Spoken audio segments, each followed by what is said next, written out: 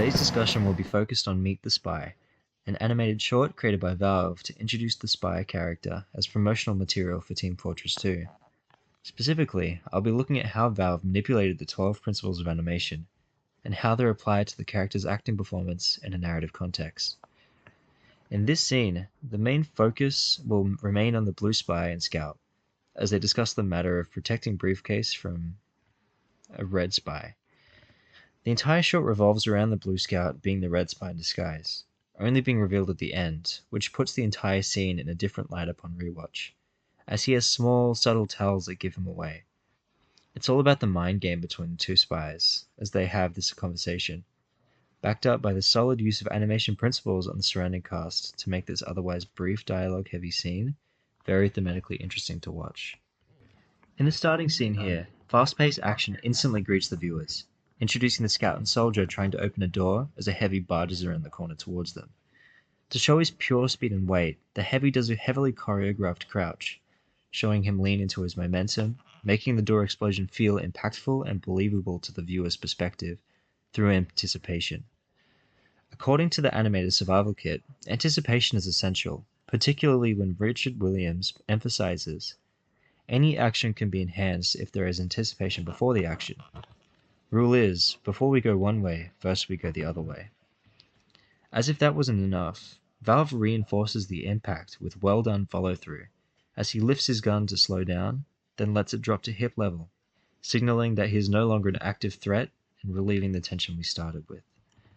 Directly after this scene, Valve displays an excellent use of staging and camera work, where they use the drawn-out wind-down period to let viewers' eyes wander the new environment.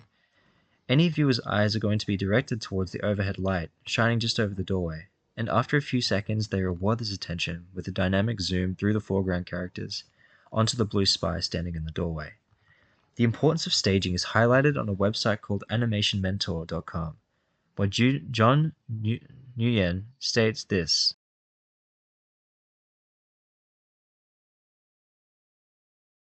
the role of secondary movement is emphasized by the illusion of life, where Ollie Johnston says, should this secondary action be made to work with the features so that the expression is actually emphasized, the scene will be outstanding.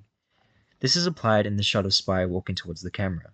Even though the audience can only see his shoulders moving left and right, the turn of his head, furrowing of his brow, and the movement of the body on his shoulders all add character and make this simple movement appealing. Instead of walking up to the table and dropping the body, he slows momentum, looks at each character, and moves his head with the words he says, something that also falls under appeal, and serves to deepen his character during the exposition. As mentioned previously, the silhouettes and characters are very pronounced in Team Fortress 2. This falls under appeal. To elaborate, this shot shows off each of the characters very well. The Heavy has a very boxy, bulky design, and as such, he stands up tall and gives an imposing presence from the way he reacts to the situation, compared to the Scout who sways around, complementing a smaller frame. Despite this fact though, as evidenced by Frances Parks, by using framing and staging, a smaller character can hold more narrative power due to their composition and frame. Here she states this: this applies to Spy in this shot.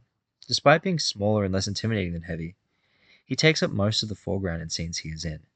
This makes the Spy come across as the powerful one, who is in control entirely. Arcs are used heavily in the movement of the butterfly knife. The knife moves realistically according to the manipulation of Scout's wrist.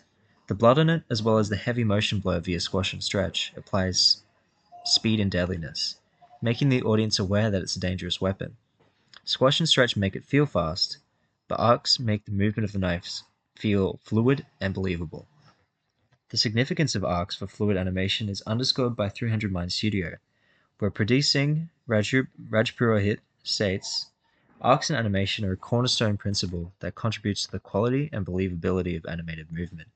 They create a natural, fluid, and believable movement by mimicking the way things move in the real world, making animation more engaging and aesthetically pleasing.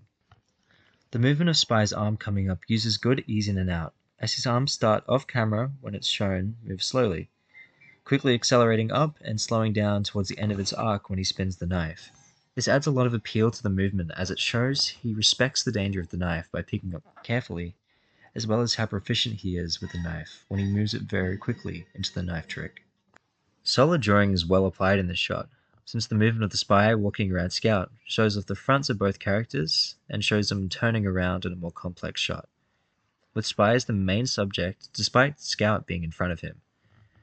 Both 3D models are well shown off here and make the scene more believable due to the complexity of the shot. The lines of action are very apparent and contributory to the scene. This is a very excellent use of exaggeration. To elaborate, the 3D model of Spy starts at a very neutral position of looking at Scout that transitions to a very fast action of his hand coming up with the folder. In the same action, he slams it down on the table. This attributes well to the scene since it's meant to be a dramatic and surprising reveal. His entire body language going into these poses exaggerate the illusion that he's slamming these photos down onto the table, making the way all the photos spread out in the next shot believable to the audience. As mentioned previously, the driving force behind the acting performance is the secret that the blue Scout is the red spy in disguise the entire time. This is shown very subtly, that is only immediately noticeable on a rewatch. For example, in this hallway, Scout doesn't know the door combination, taking quick glances at the soldier to check if he is suspicious. In the extra interactions with the blue spy, he constantly glances around nervously. And in the scene where he spins the knife, close watchers will notice he flips the knife around last second, faking being cut altogether. All of these shots are rich with secondary action. All of the micro movements on his face and hands extremely important to the context of the scene, despite being so small. Speaking of which, the importance of narrative subtlety is shared in The Mechanics of Motion, where Chris Webster says, secondary actions are not essential to an action, but are used to support the main action. They are often small, and if used well, they add to the believability of the scene without taking away from the main action. But to avoid making the reveal too obvious to the average viewer, Valve used careful staging as well as timing in order to somewhat conceal the spy's identity. This is prevalent in all of the examples shown so far, each being off-center to the camera or happening so quickly most people wouldn't notice at a first glance. There is always something else drawing the audience's attention away from the red spy's deception, making the reveal at the end of the shot satisfying, despite being obvious on a rewatch.